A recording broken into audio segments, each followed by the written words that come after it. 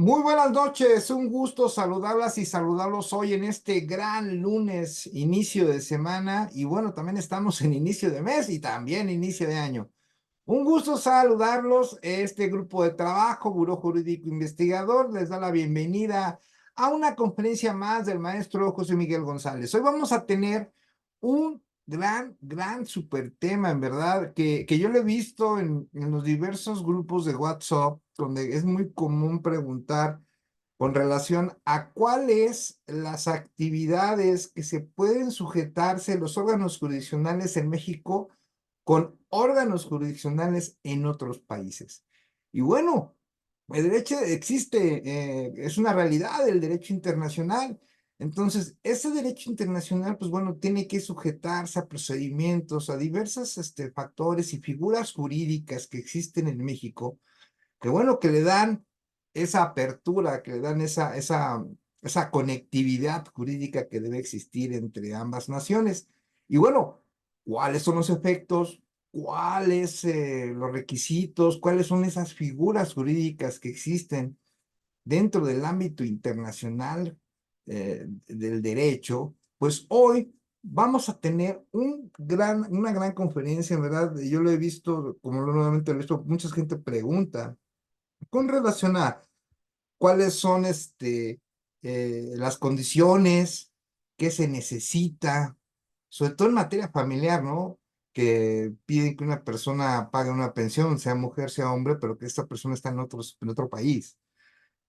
¿Cuál sería para emplazarlo, por ejemplo, ¿no? Y esa es una actividad de muchas más que existen. Entonces, ese en verdad es un gran super tema. Y bueno, hoy este grupo de trabajo, Buró Jurídico Investigador, presenta la conferencia Diligenciación de exhortos y cartas rogatorias por parte del gran maestro José Miguel González, licenciado en Derecho por la Universidad Nacional Autónoma de México, título con mención honorífica con la tesis Importancia Social y Doctrinal de los Interdictos.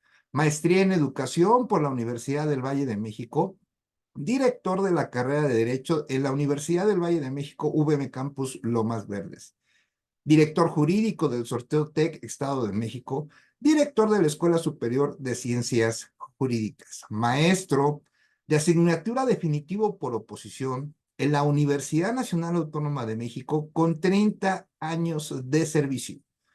En septiembre de 2020 fue nombrado coordinador general de la Comisión de Estudios de Derecho Civil y Mercantil en el Instituto de Ciencias Jurídicas del Estado de México. Abogado postulante en materia civil, familiar, mercantil, laboral, agrario, administrativo, entre otras áreas del derecho, y es una unión de 30 años como postulante y más de 30 años como académico.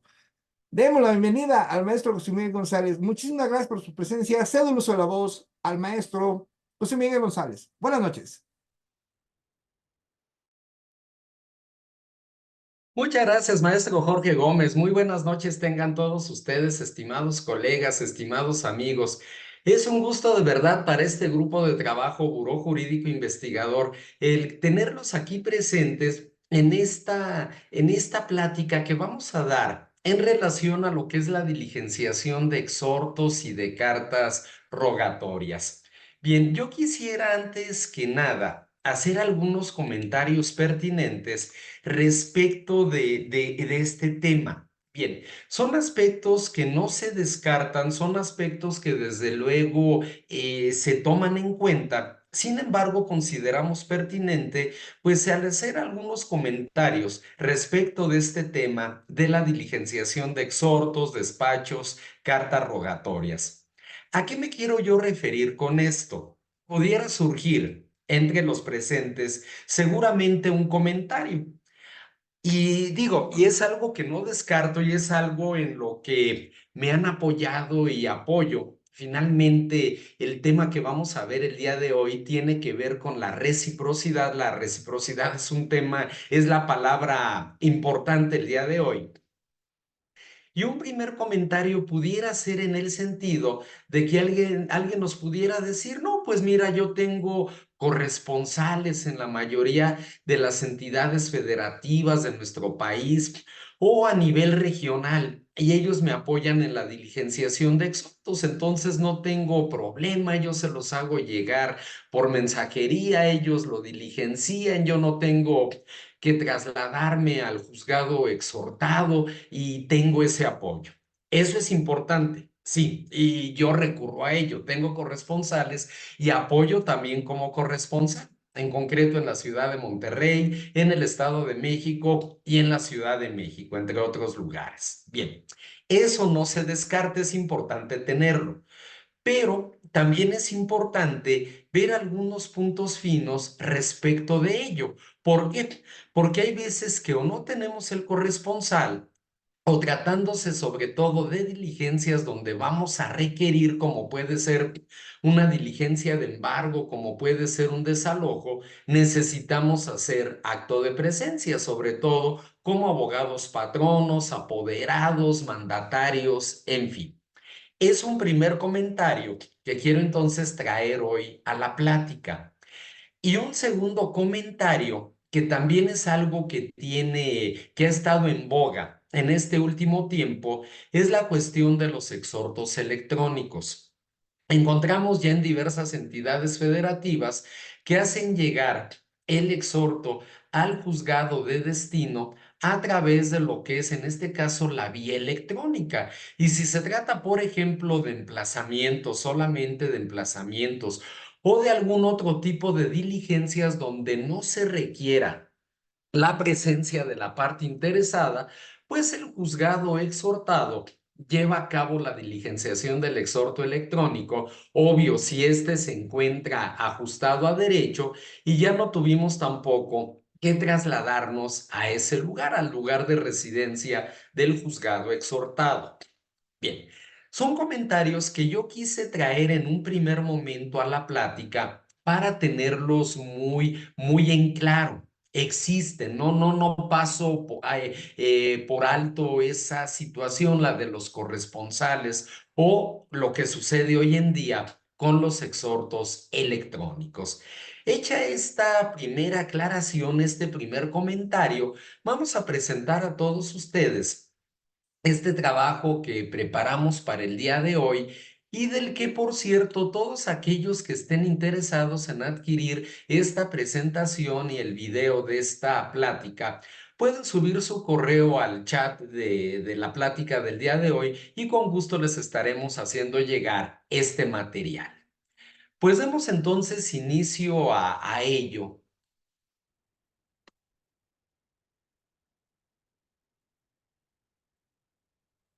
Bien, entonces, pues hablamos de despachos, de exhortos y de cartas rogatorias. Vayamos haciendo nosotros los comentarios correspondientes, iniciando por este planteamiento. Aun cuando el juzgador está dotado de competencia respecto de la materia, cuantía, grado y territorio, tenemos que en este último supuesto, dicha competencia puede prorrogarse en aquellos casos en que se requiere el auxilio de otro órgano jurisdiccional, un órgano par, para la práctica de actos determinados. Es decir, por razón de competencia, le toca conocer del juicio a un determinado juez. Es el juez competente por materia, por territorio, por cuantía. De acuerdo. Pero es necesario emplazar alguna de las partes fuera de la jurisdicción del juzgado. Es necesario llevar a cabo alguna diligencia fuera de la jurisdicción del juzgado. Por lo tanto, se requiere del apoyo de un juez par, de un juez en igualdad de circunstancias, pero con competencia en otro territorio para llevar a cabo la práctica de una determinada diligencia. O bien, y como lo señalaba acertadamente el maestro Jorge Gómez, el caso de aquellas diligencias que tienen que practicarse fuera de nuestro país y donde a través de esta figura importantísima que es la reciprocidad, es un término importantísimo, pues vamos a buscar el apoyo de ese juzgado par a través precisamente del instrumento que sería la carta rogatoria por la cual estaríamos haciendo la solicitud correspondiente. Abundando un poquito en este planteamiento, tenemos que estos actos pueden consistir en emplazamientos, ejecuciones, citación de testigos, inscripción de embargos ante el registro público de la propiedad o como se llame la institución registral en dicha entidad federativa. Si bien es cierto, el registro público de la propiedad hace precisamente esa función registral, la lleva a cabo, hoy diversas entidades le han dado diversas denominaciones. El Estado de México le denomina Instituto de la Función Registral. Nuevo León y Puebla le llaman Instituto de la Función Catastral y Registral. El estado de Yucatán tiene el INSEGUPI, que es el Instituto de Seguridad Jurídica Patrimonial del estado de Yucatán, y así sucesivamente. Pero bueno, en términos generales, hablamos nosotros de la inscripción de embargo, de hipotecas, algún gravamen en la institución registral, inscripción de sentencias en el registro civil, como es el caso de las sentencias de divorcio, diversos oficios, como pueden ser el descuento de pensión alimenticia, la solicitud de informes, etcétera, etcétera. Pueden ser entonces las diversas situaciones por las que requiramos, a través de esa reciprocidad en la que tanto vengo insistiendo, el apoyo de un juzgado par en otra jurisdicción para llevar a cabo esta diligencia. Bien. Por otra parte, quisiera yo también hacer un comentario pertinente.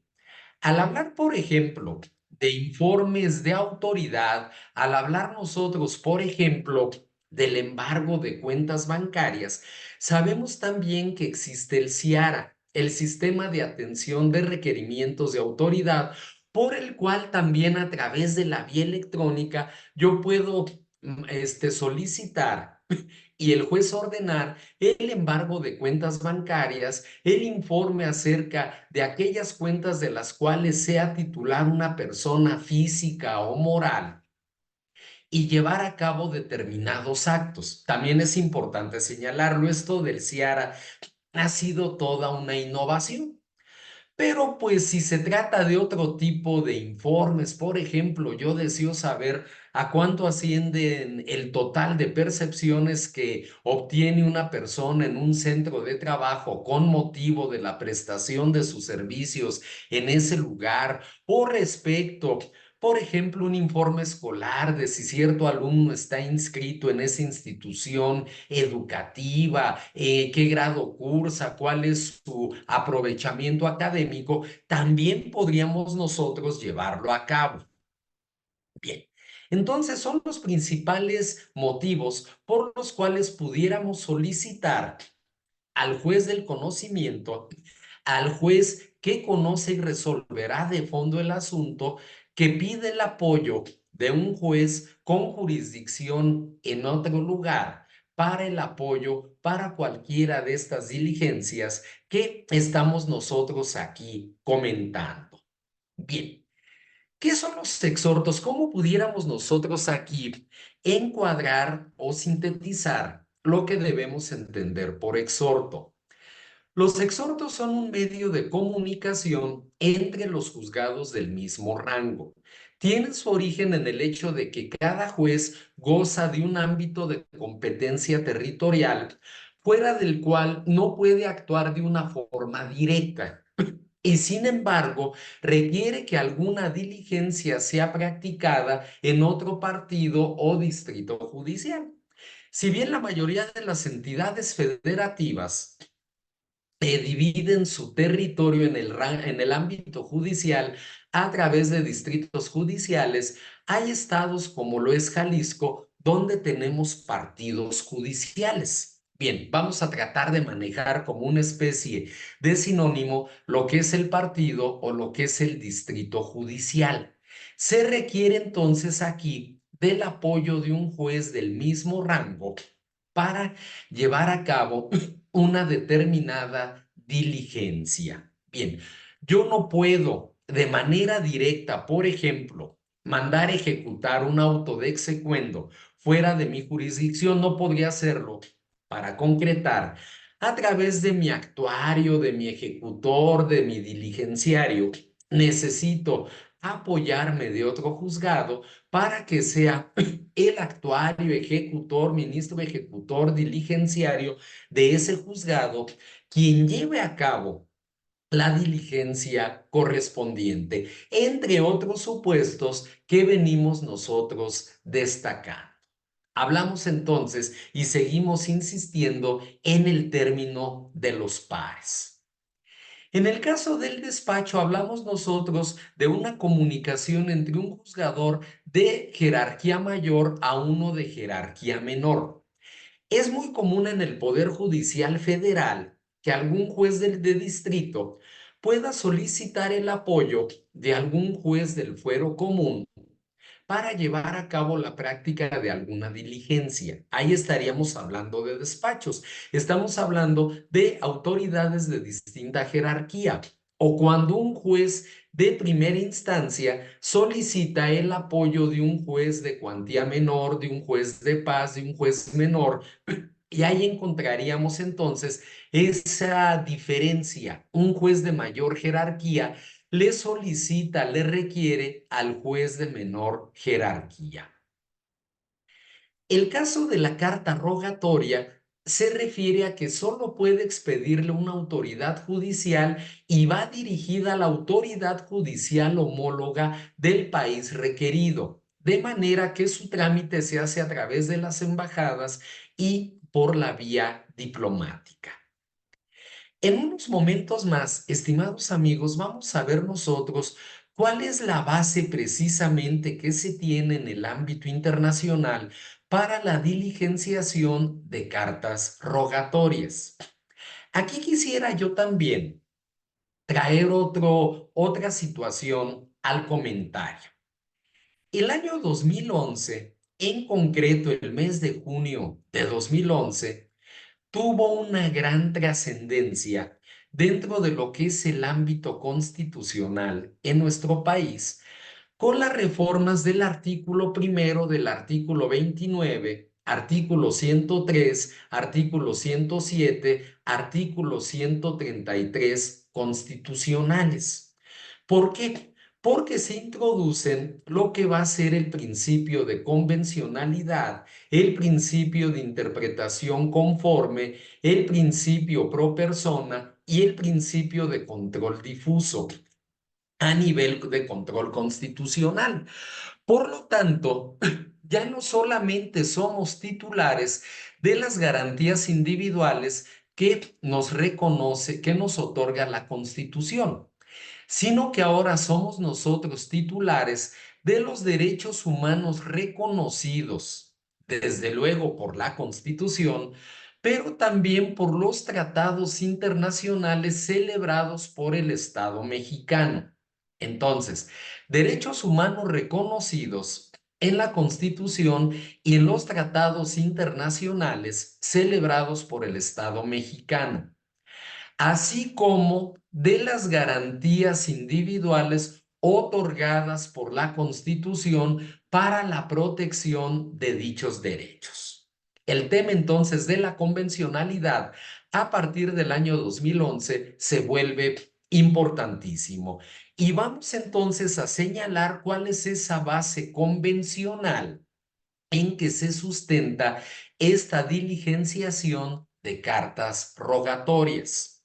Bien, esta base la vamos a encontrar nosotros, al menos en lo que hace a nivel continental, en la Convención Interamericana sobre Exhortos o Cartas Rogatorias, cuyo artículo segundo establece lo siguiente: la presente convención se aplicará a los exhortos o cartas rogatorias expedidos en actuaciones y procesos en materia civil o comercial por los órganos jurisdiccionales de uno de los estados parte de esta convención y que tengan por objeto lo siguiente: la realización en primer lugar de actos procesales de mero trámite, tales como notificaciones, citaciones o emplazamientos en el extranjero.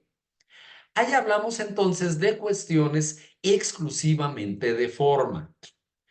Notificar, citar, emplazar en el extranjero, de acuerdo a lo que nos señala precisamente este artículo, este segundo, de la Convención Interamericana sobre Exhortos o Cartas Rogatorias.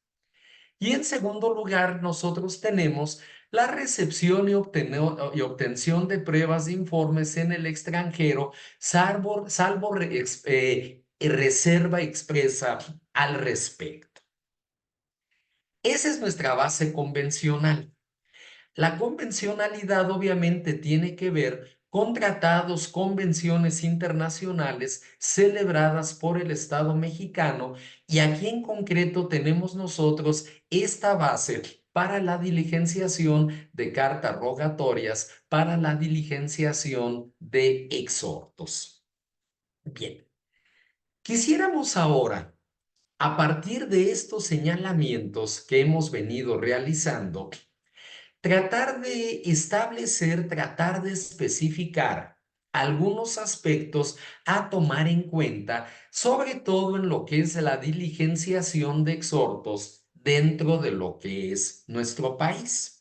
Bien, formalmente, el viernes pasado iniciamos ya los trabajos de este grupo Buró Jurídico Investigador con la plática respecto de la actualización de cuantías en materia mercantil para el trámite del recurso de apelación y también para lo que es las multas, medidas de apremio, los juicios ejecutivos mercantil orales. Incluso para aquellas personas que no nos hayan podido acompañar en nuestro canal de YouTube o en nuestro canal de Facebook, está ya la plática correspondiente. Bien, iniciamos ya nosotros formalmente nuestros trabajos. Estamos ya en el cuarto año de trabajo. Afortunadamente, con el apoyo de todos ustedes, iniciamos ya a mediados del año pasado formalmente nuestro cuarto año de trabajo. Y algo que nos da mucho gusto es encontrar a personas de diversas entidades federativas. De acuerdo ya con nuestro registro, hemos abarcado las 32 entidades federativas e incluso a compañeros, a colegas abogados que se han conectado ya desde el extranjero. Esto nos da mucho gusto. El comentario viene por lo siguiente. Vamos a señalar aquí algunos aspectos, algunos tips, si se me permite la palabra, para la diligenciación de exhortos. Sé que aquí muchos de ustedes podrían decir, fíjate que en mi estado, en mi entidad federativa o en el distrito judicial donde vivo o donde está mi despacho, donde ejerzo mi práctica profesional, además de lo que tú nos señalas, también se toma en cuenta esto o aquello, o aquí los exhortos llevan esto o requieren esto. Y todo ese tipo de comentarios son muy válidos. Por eso lo que aquí señalaremos es enunciativo, pero nunca limitativo, porque además de la ley, pues hablamos de los criterios de interpretación de la ley. Mucho también se solucionará, creo yo, con la entrada en vigor ya de lo que es el Código Nacional de Procedimientos Civiles y Familiares. Sí, mucho va a ayudar, pero consideramos pertinente el hacer estos comentarios. El juez exhortado, al proveer sobre el exhorto, determinará, y este es el punto por el que vamos y donde esperamos una respuesta positiva, determinará si lo encuentra o no ajustado a derecho. Si lo encuentra ajustado a derecho, ordenará que el mismo se diligencie en sus términos. Si no lo encuentra ajustado a derecho, ordenará que el mismo se devuelva sin diligenciar al juzgado de origen, señalando en el acuerdo por el cual se inadmite dicho exhorto la razón de dicha inadmisión, el por qué no lo está admitiendo. Bien. Decimos entonces aquí, se va a determinar si se encuentra o no ajustado a derecho.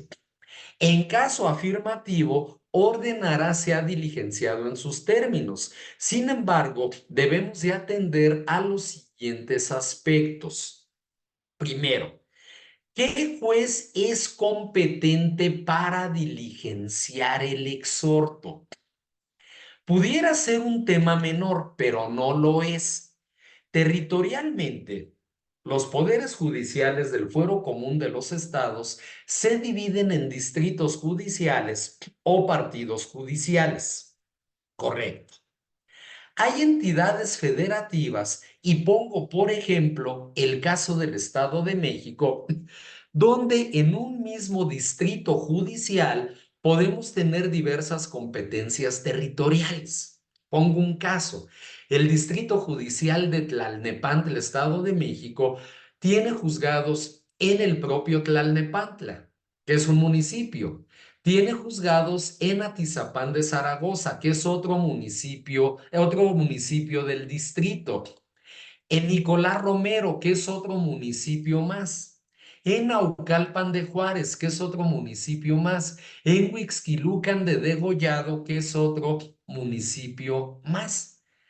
Veamos entonces cuántas competencias territoriales en un mismo distrito. Así como también pudiéramos hablar de un caso contrario, de juzgados que tienen competencia en varios municipios. ¿Dónde vamos a encontrar nosotros la respuesta a esta primera interrogante? La vamos a encontrar tanto en el Código de Procedimientos Civiles de dicha entidad federativa, como también en la ley orgánica del Poder Judicial de dicha entidad federativa.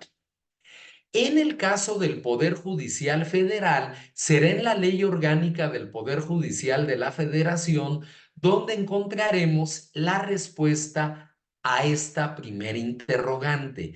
¿Qué juez es competente para diligenciar el exhorto?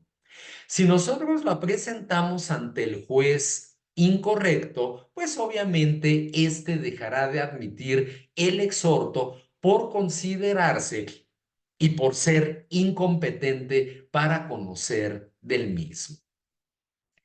Segundo, de acuerdo con lo anterior, ¿cómo debe dirigirse el exhorto a fin de que éste sea recibido sin problema por el juez exhortado? Bien.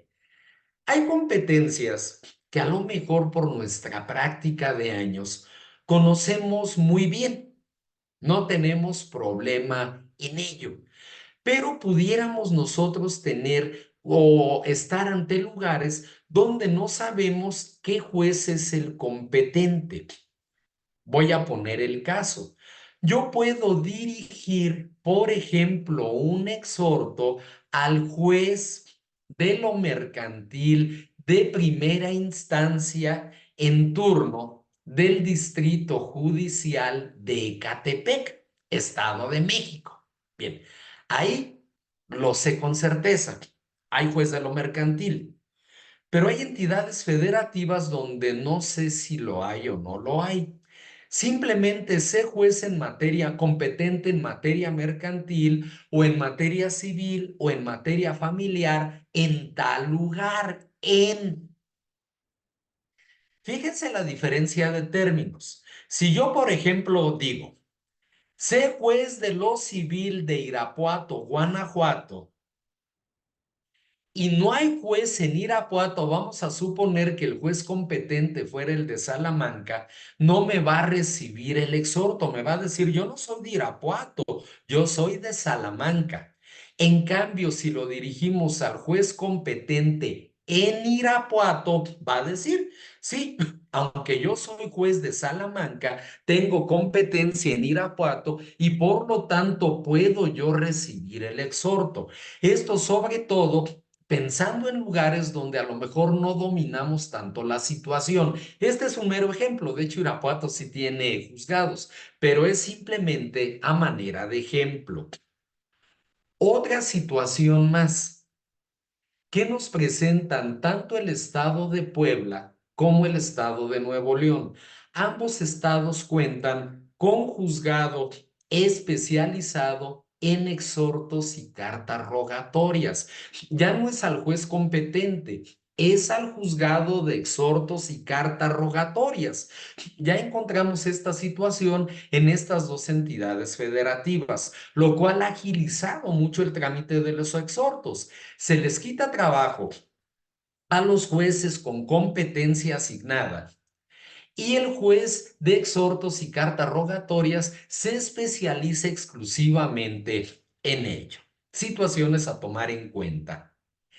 Tercero, y es un punto fundamental y sobre todo, y como lo señalábamos al principio de la plática, aparentemente el que haya ya exhortos electrónicos facilita la diligenciación de los mismos, pero muchas veces pudiera llegar a complicarnos, lo mismo que el exhorto tradicional al atender a esta tercera interrogante. ¿Qué insertos debe contener el exhorto? Es decir, los insertos necesarios. Puede ser que nos inadmitan el exhorto por no contener los insertos necesarios. Si yo voy a emplazar a alguien, debe venir inserto en el cuerpo del exhorto el domicilio de esa o esas personas físicas y o morales a quien vamos a emplazar, a quien vamos a notificar. Si vamos a citar testigos, ¿cuál es el nombre de los testigos y cuáles son sus domicilios? En el caso de los emplazamientos, las copias de traslado de la demanda y documentos base de la acción. Para la inscripción de embargos, las copias certificadas de la diligencia de embargo.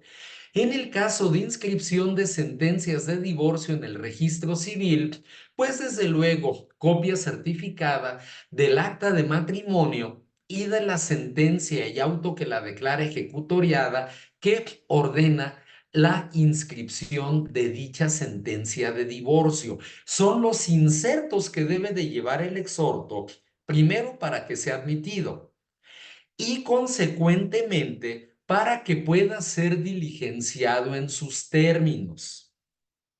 Hay señoritas o jóvenes que son muy amables, hablo de las personas a quien se les asigna la elaboración de un exhorto y que antes de la firma nos dicen, chequelo, licenciado, vea, está bien, está correcto, los nombres son correctos, los insertos están bien, antes de que se firme, ya para que se lo pueda llevar.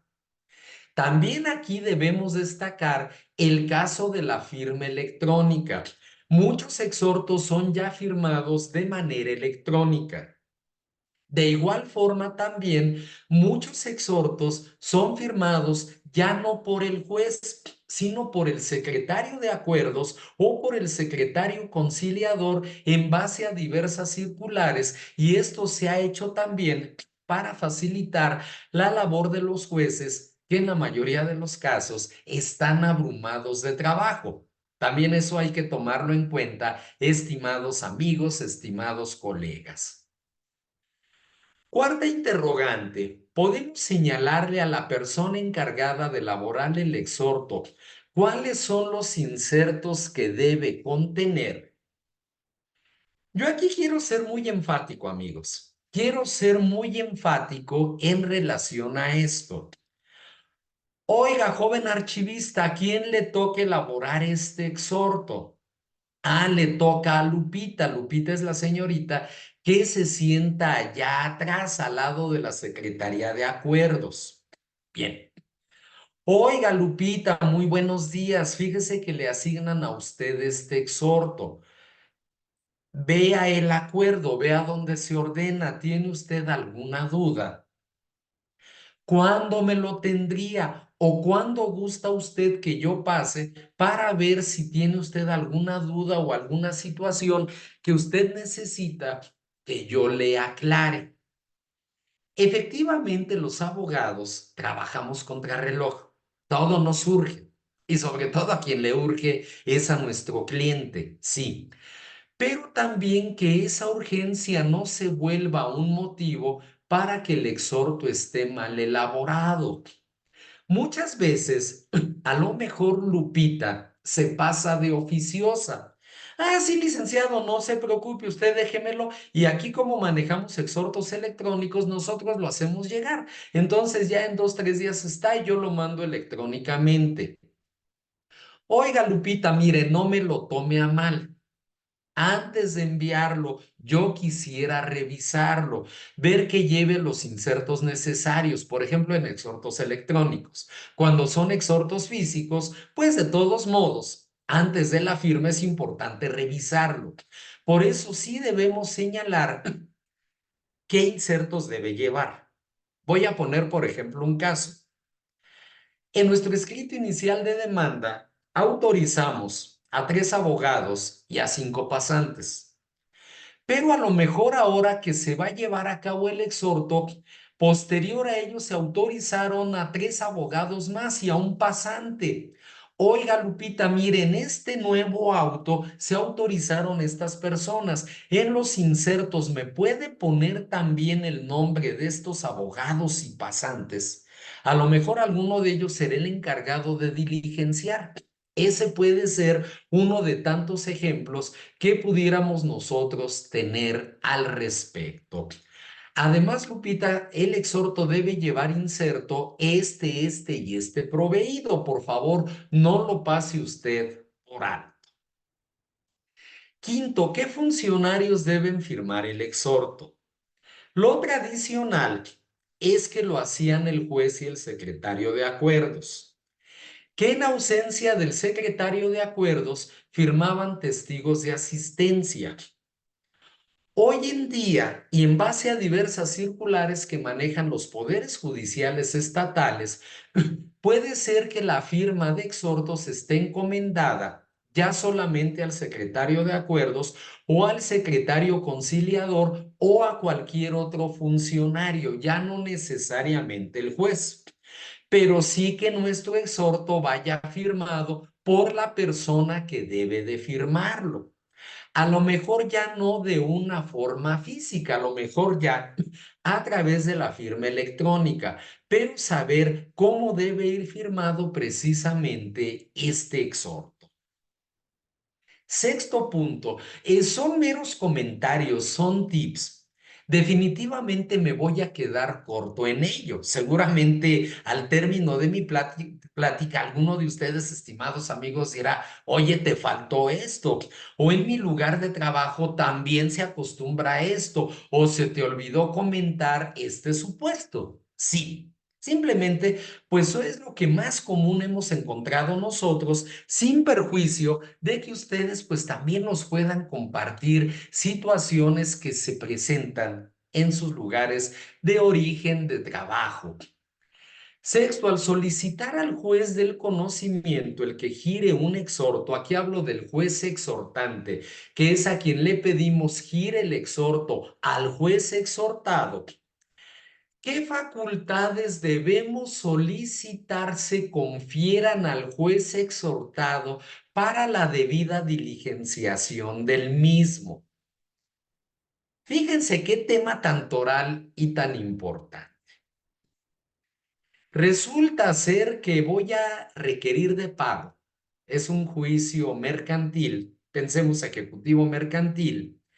Voy a requerir de pago y en su caso embargar bienes de distribuidora de muebles del Golfo SADCB, por poner un nombre, ¿no? Y el domicilio de esta persona moral está en calle Miguel Hidalgo, número 20, Colonia Independencia, de la ciudad de Veracruz, Veracruz. Bien. Ya llego a la 4 veces heroica ciudad y puerto de Veracruz, presento el exhorto, ya voy con el actuario a requerir de pago y resulta ser que distribuidora de muebles del Golfo SADCB está en el número 20B. Me dice el actuario, obviamente, oiga, licenciado, yo no me puedo constituir ahí, yo no puedo requerir ahí el pago porque el exhorto habla de calle Miguel Hidalgo número 20 y esta persona moral está en 20B. ¿Qué debo entonces promover desde que estoy con el exhortante? Que se faculte al juez exhortado para tener por señalados nuevos domicilios del demandado dentro de su jurisdicción. Punto número uno. Punto número dos. Quise llevar a cabo la diligencia y se opuso la parte demandada. Pues no, nos oponemos, no les abrimos. Pues yo puedo solicitar aquí, en este caso, lo que es, yo puedo solicitar aquí el que se habilite o se faculte al juez exhortado para aplicar, para determinar medidas de apremio. Yo puedo, en este caso, pedirse faculte al juez exhortado para decretar medidas de apremio en caso de que haya oposiciones. Bien. O resulta ser que me constituyo y la persona buscada está en este caso en horarios fuera de las labores del juzgado, se va antes de las 7 de la mañana o regresa después de las 7 de la noche. Entonces voy a pedir que se faculte para tener por señalados, para habilitar días y horas inhábiles. Solo puedo solicitar también que se faculte al juez exhortado para inscribir embargos en el registro público de la propiedad y para acordar de conformidad toda aquella promoción que esté tendiente a la debida diligenciación del exhorto. ¿Qué debemos tomar en cuenta? Todo esto para que el exhorto vaya con todas estas facultades insertas. Si no es así, entonces yo no le puedo, por ejemplo, pedir al juez exhortado a partir de una oposición el que decrete medidas de apremio. Va a decir, no, no estoy autorizado por el exhortante. Desde luego que existe también la figura del exhorto complementario. Yo podría solicitarle al exhortante gire un exhorto complementario al exhortado para facultarlo, pero es más complicado. No hay como que nuestro exhorto vaya desde el principio con todas estas facultades para podernos facilitar la diligenciación del mismo. Y aquí marcamos como séptimo punto lo que es el exhorto complementario. Que es este caso, no iba habilitado. Yo a través de un exhorto complementario puedo solicitar la habilitación del juzgado exhortado para que se lleve a cabo una medida, se decrete una medida de apremio, se inscribe un embargo, se habiliten días y horas inhábiles, se tengan por señalados nuevos domicilios del demandado dentro de la jurisdicción del juez exhortado, etcétera, etcétera. Octavo punto, debemos conocer la ley local del juzgado exhortado, ya que es supletoria respecto de las diligencias solicitadas por el exhortante, sobre todo a nivel civil y familiar. Sabemos que a nivel mercantil, primero es el Código Federal de Procedimientos Civiles y a falta de disposición de este, ya sería, aquí sí, el Código Procesal Local. Por eso decimos, debemos saber qué nos señala la ley local, ya que esta es supletoria para la práctica de las diligencias solicitadas por el exhortante o aquella que resulte supletoria. Por ejemplo, ya lo decíamos, el Código Federal de Procedimientos Civiles en materia mercantil. Noveno, ¿cómo optimizar nuestro tiempo de estancia en el lugar de diligenciación del exhorto, sobre todo cuando este es muy lejano? Y pongo una situación que todos hemos padecido aquí. o cuando no contamos con suficientes viáticos o tiempo para alargar nuestra estancia. Hablar directamente, oiga, vengo de lejos, traigo este exhorto, ¿cómo me pueden apoyar para que para que se pueda diligenciar a la brevedad? Antes se podía muchas veces hasta el mismo día en que uno presentaba el exhorto. Hoy la carga de trabajo lo ha venido complicando en ciertos lugares. Hay lugares donde de todos modos nos apoyan, pero pues buscar esto desde el principio el acercamiento, oiga, me puede apoyar, vengo de lejos, no cuento con el tiempo suficiente, los viáticos, en fin, ver cómo nos pueden apoyar en la diligenciación del exhorto. Hay veces que nos dicen, bueno, nos dice el secretario, yo ahorita le acuerdo el exhorto, pero vea la agenda del actuario. A lo mejor el actuario nos dice, pues sí lo apoyo, pero me va a tener que acompañar antes a 10 diligencias. No importa, licenciado, yo lo acompaño y hasta que ya se desocupe para poder nosotros llevar a cabo nuestra diligencia. Aquí vamos muchas veces contra reloj y es necesario el podernos apoyar en ese sentido. Volvemos a un punto que comentábamos al inicio de la plática. Si un corresponsal nos ayuda de avanzada, presentando el exhorto, sacando la cita, para que ya nosotros vayamos con certeza el día de la cita, pues esto desde luego puede ser muy positivo. Bien, o mandar a un propio que presente el exhorto y que ya regrese cuando el mismo esté acordado. Antes de planear nuestro viaje, a lo mejor aquí ya me estoy yendo a temas muy prácticos, pero es una realidad. Debemos indagar si el exhorto se presenta directamente ante el juez exhortado, ante el juzgado exhortado, o si éste debe ser presentado ante la presidencia del tribunal, para que éste a su vez lo dirija con un nuevo oficio a quien determine que sea competente para ello. Hay entidades federativas donde hay distancias muy lejanas de la capital del estado, que es donde está la presidencia del tribunal, hacia cierta ciudad o municipio. Dentro de un mismo estado podemos encontrar distancias de 400, 500 kilómetros, de 6, 7 horas de trayecto. Sería terrible llegar al juzgado y que nos digan, no, no se lo puedo recibir. Tiene usted que presentarlo en la presidencia del tribunal y el tribunal ya mediante oficio nos lo remite a nosotros. Hay juzgados donde no hay problema, no lo reciben sin que medie la presidencia del tribunal, pero hay entidades donde sí tiene que ser forzosamente a través de la presidencia del mismo. Por eso hay que preguntar si es necesario dirigirlo a la presidencia del tribunal para que éste a su vez lo dirija a quien designe como juez competente para la diligenciación del mismo.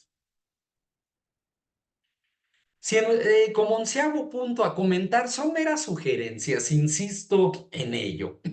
Si en nuestro primer viaje solo presentamos el exhorto y pensamos regresar más adelante, debemos prever que a lo mejor el juez exhortado, y esto también es un punto que pudiera traer una situación adversa, si el juez exhortado señala un término perentorio para llevar a cabo la diligenciación y cuando nosotros regresemos, que este término haya ya transcurrido y no podamos diligenciar. A lo mejor el juez exhortado dice, se admite obsequies en sus términos y se otorga a la parte correspondiente un término de 15 días para su diligenciación. Regresamos el día 20, ya no podemos diligenciarlo, a lo mejor ya hasta fue devuelto al juzgado de origen. Por eso es importante, inmediatamente que salga acordado, hacerlo conducente para diligenciar, sobre todo cuando se presente este supuesto, determinado número de días para llevar a cabo la diligenciación de dicho exhorto. Hay entidades que así lo estilan, hay entidades que no lo estilan, pero hay que prever cualquier tipo de escenarios en ese sentido. Un décimo segundo comentario. El litigante que se encargue de diligenciar el exhorto debe tener la personalidad y facultades suficientes para ello, amén de que éstas deberán estar insertas en el texto del exhorto. Nos referimos aquí sobre todo a la figura de apoderados, de mandatarios judiciales en términos del artículo 1069 del Código de Comercio o en términos del Código Procesal Civil local, en aquellas entidades donde se permite la figura del mandatario judicial. El caso del endosatario en procuración, hablando de los juicios ejecutivos mercantiles, y en el caso concreto de los títulos de crédito. ¿Por qué? Porque a lo mejor yo quiero diligenciar y a lo mejor yo soy un abogado autorizado para oír y recibir notificaciones, pero se trata de una diligencia de embargo y a lo mejor no a lo mejor, es una diligencia de embargo. El actuario me va a decir, sí, licenciado, pero usted no es el endosatario, no es el apoderado, usted nada más es un autorizado y yo no me puedo constituir asociado de usted para llevar a cabo la diligencia. Le voy a dar una fecha, saca su agenda. Pero ese día sí que venga una persona con facultades para llevar a cabo dicha diligencia. Sobre todo en el caso de títulos de crédito, sobre todo en el caso de aquella representación de personas morales a través de apoderados, administradores únicos, representantes legales. Contar con esa debida legitimación para llevar a cabo la diligenciación del exhorto correspondiente. Un treceavo punto. Una vez diligenciado el exhorto, es conveniente que la devolución de dicho exhorto se haga por nuestro conducto y no por conducto del tribunal con el fin de evitar dilaciones innecesarias. Ya terminamos, ya se diligenció. Hablar en el juzgado, me pueden elaborar mi oficio de devolución y entregarme el exhorto para yo llevarlo al lugar de origen. Es muy importante.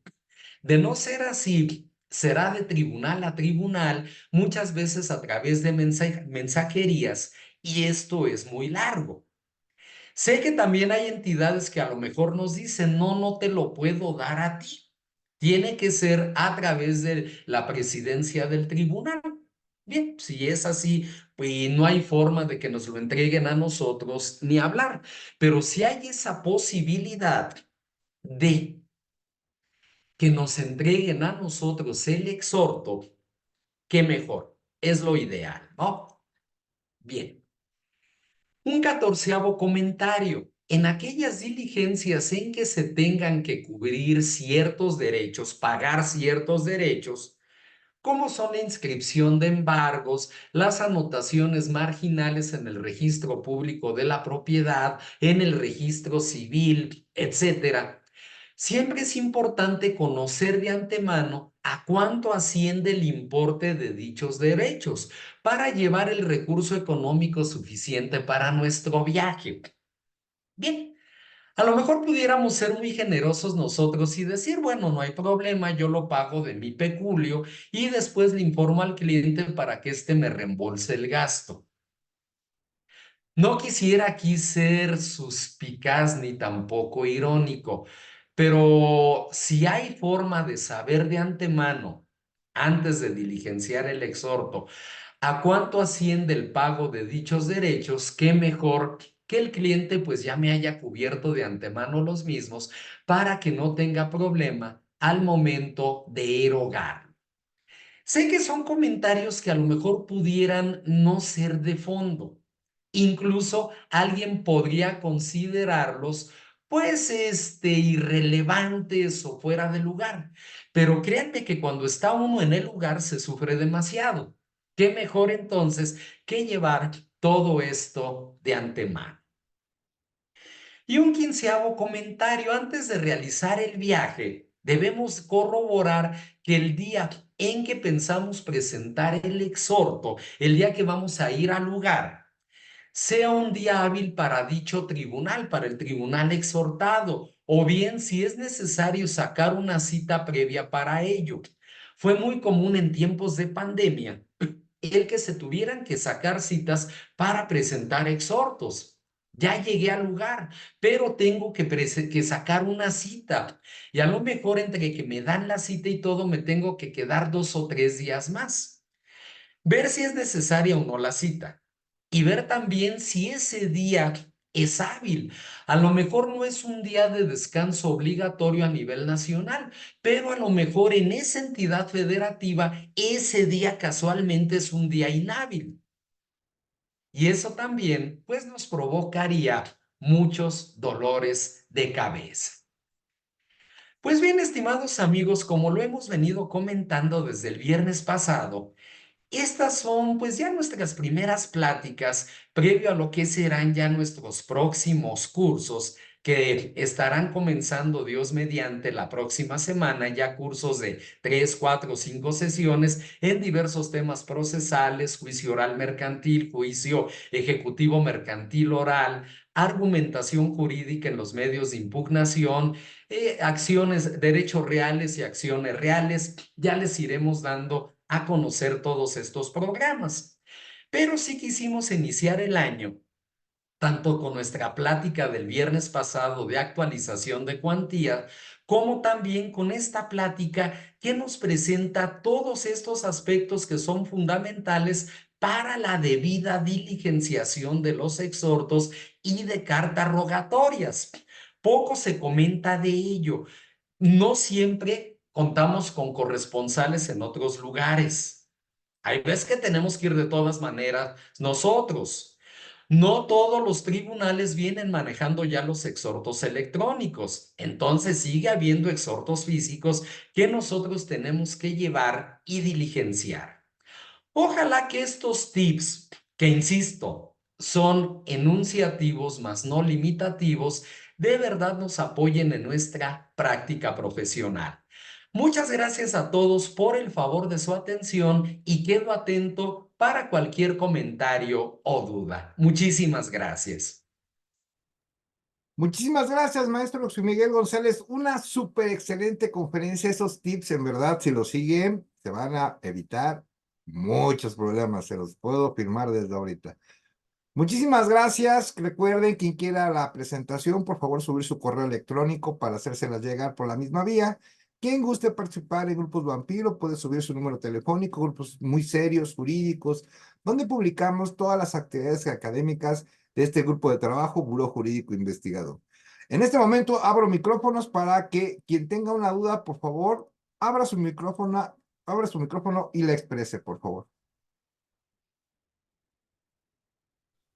Pues muy bien la plática, buenas noches, todo muy bien la plática, buena conferencia sobre los exhortos de licenciado, pues todo lo que lleva un exhorto, las partes. Me ha tocado ver exhortos cuando he ido a los juzgados y pues a veces hay falta de, ¿cómo se llama? ¿Cómo le diría yo en esa parte? No me acuerdo. En el encabezado. A veces pues a veces se equivoca el secretario judicial, pero sí he ido a muchos exhortos, la verdad. Han habido exhortos para personas que viven lejos y van a ser demandadas, y pues eso es una manera muy de satisfacer y a ver a qué juez le es competente y todo eso. La verdad, muchas gracias, maestros, por invitarnos a esta conferencia. Esa conferencia, ¿cómo se llama? Que la verdad pues ha sido uno para mí de mucha ayuda, ¿no? De mucha ayuda, podría decirse, y pues he tomado en cuenta muchos cursos. No he podido hacer todos los cursos, pero sí, aquí está. Muchas gracias, se lo agradezco de todo corazón. Estamos adelante en el grupo de ahí de la conferencia. Ahí estamos, para seguir impartiendo más ideas y opiniones y aprendiendo más de ustedes que son como abogados en derecho, que ya tienen experiencia y estamos aquí a la orden. Gracias. Gracias a usted, licenciado, muy amable, estamos a sus órdenes. Muchas gracias. Noche de Nahuatl y nuevamente. Y el próximo miércoles, como lo avisamos el viernes pasado, también vamos a tener. Y también vamos a tener el viernes. Y mañana les tengo una sorpresa. Repito, mañana va a haber una sorpresa. Estén pendientes de nuestras publicaciones, porque mañana también tenemos una sorpresa. ¿Alguien más que tenga una duda, por favor, puede abrir su micrófono y expresarla? Claro que sí, maestro, muchas gracias. No es duda, sino al contrario, es una felicitación para ambos, mi admiración y cariño como siempre, para ustedes. Y pues magistral, como siempre, el maestro José Miguel. Un saludo y un abrazo fraterno y cordial. Gracias. Muchas gracias a usted, licenciada, muy amable. Muy amable, muchas gracias. ¿Alguien más que tenga una duda o algún comentario puede abrir su micrófono, por favor? Disculpe, una pregunta, ¿cuándo será la próxima reunión? La próxima reunión es el próximo miércoles.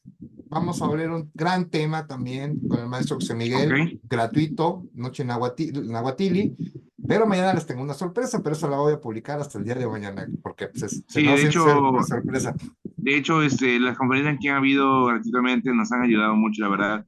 A nosotros como estudiantes de Derecho y como a los abogados, pues nada, nos ha servido mucho, la verdad. Se lo agradezco de todo corazón.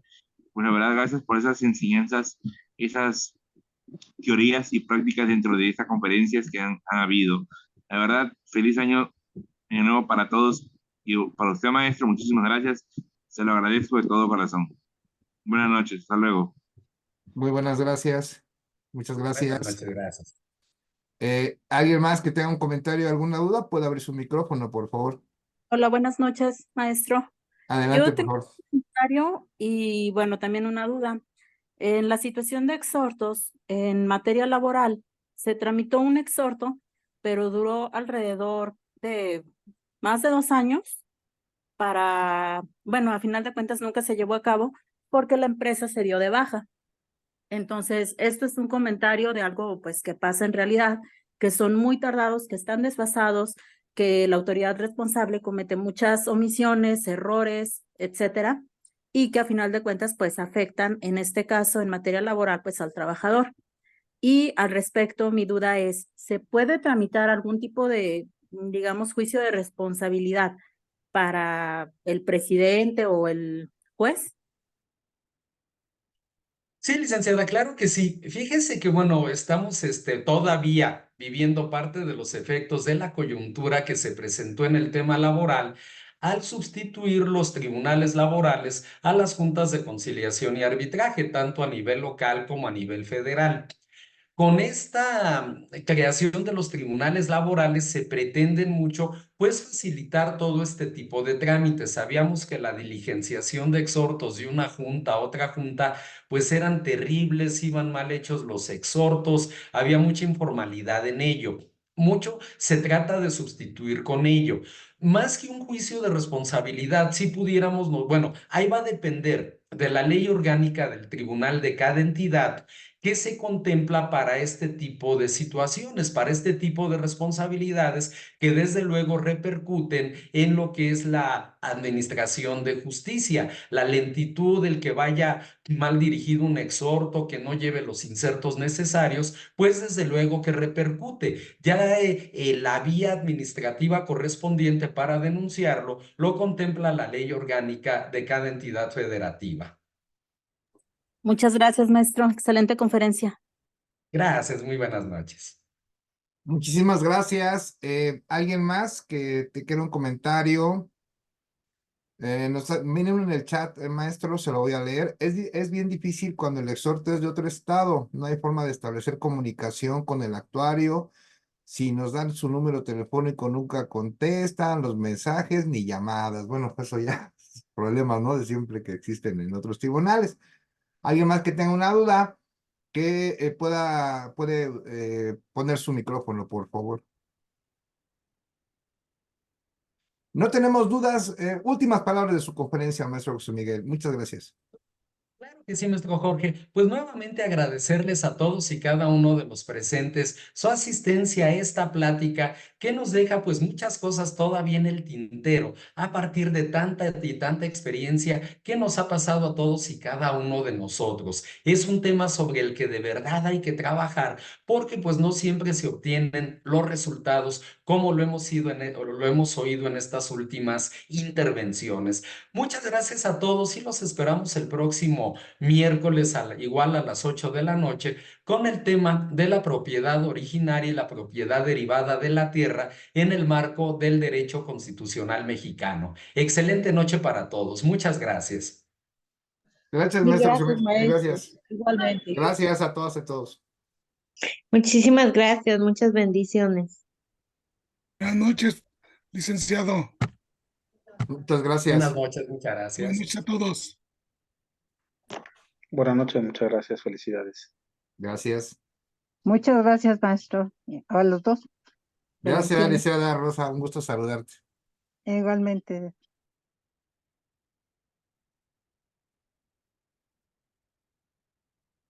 Gracias. Doy por terminada la conferencia.